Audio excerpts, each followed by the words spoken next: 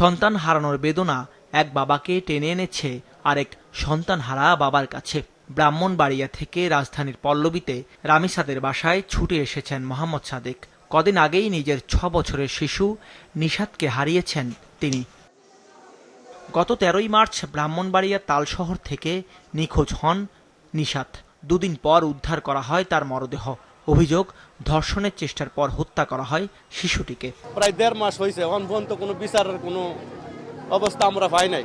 বাচ্চার বাবা বা মা ওনারা দেখি অন্তপক্ষে মনটা একটু শান্তি হবে, কারণ আমারও তো এই অবস্থা ছিল। এদিকে শিশু রামিসার ধর্ষণ ও হত্যাকাণ্ডের দ্রুত বিচারের দাবিতে আজও রাজধানীর বিভিন্ন স্থানে চলে প্রতিবাদ ও বিক্ষোভ। বিকেলে কেন্দ্রীয় শহীদ মিনারের সামনে ধর্ষণ বিরোধী নাগরিক নেটওয়ার্কের আয়োজনে সমাবেশে জড়ো হন নানা শ্রেণী পেশার মানুষ।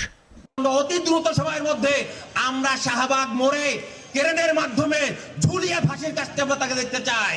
আমরা চাই না যে এই মুহূর্তে আরেকটা শিশু ধর্ষিত হয়। যদি হয় তাহলে দায়ভার নিতে হবে প্রধানমন্ত্রীকে।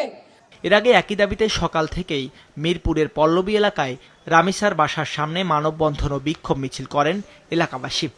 আমরা এই ধরনের বাচ্চা নিয়ে আমরা খুব টেনশনে আছি যে এতটুকু বাচ্চাকে কিভাবে একটু মায়া দয়া হইল না, কিভাবে ধ্বংস কইরা তাকে খুন করা হইলো। শুরু থেকে যদি একটু কঠিন শাস্তি হইতো তাহলে বাচ্চাদের নির্যাতন হইতো না, এত তো বাচ্চারা প্রাণ হারাইতো না। বিচারের দাবিতে মানববন্ধন করেছে গুলশান সোসাইটি।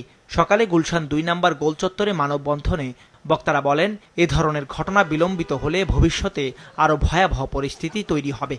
এই রমিসাকে যেভাবে হত্যা করেছে তাকে ওইভাবে হত্যা করা হোক, তাকে হ্যাং করা হোক। বিচারহীনতার যে আমাদের মানসিকতা এসছে, সেখান থেকে আমাদের বের হয়ে আসতে হবে যে আমরা বিচার করতে পারি, আমাদের আইন বিচার করতে পারে।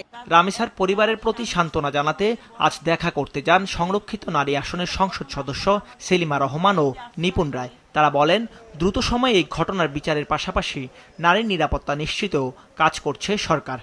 রাষ্ট্র যখন দায়িত্ব নিয়েছে, তার সঙ্গে স্বরাষ্ট্রমন্ত্রী, আইনমন্ত্রী ছিলেন, তারা সকলে দায়িত্ব নিয়েছেন। সেই দায়িত্ব নিয়ে তারা খুব দ্রুত এর বিচার করবেন, যাতে করে জনগণের আস্থা ফিরে আসে। আরেকজন মেয়ের বাবা হিসাবে এসে আমাকে যে সান্ত্বনা দিয়েছেন, যে ভরসা দিয়েছেন, আমি সেই ভরসার উপরে আত্মবিশ্বাসী এবং আমি বিশ্বাসী।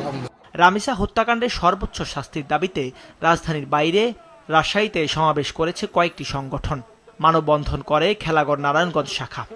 এছাড়া কিশোরগঞ্জ, ফেনী ও মাগুরা সহ বিভিন্ন স্থানে বিক্ষোভ মিছিল, মানববন্ধন ও সমাবেশ হয়েছে। দাউদ হাসান, মাছরাঙা সংবাদ, ঢাকা।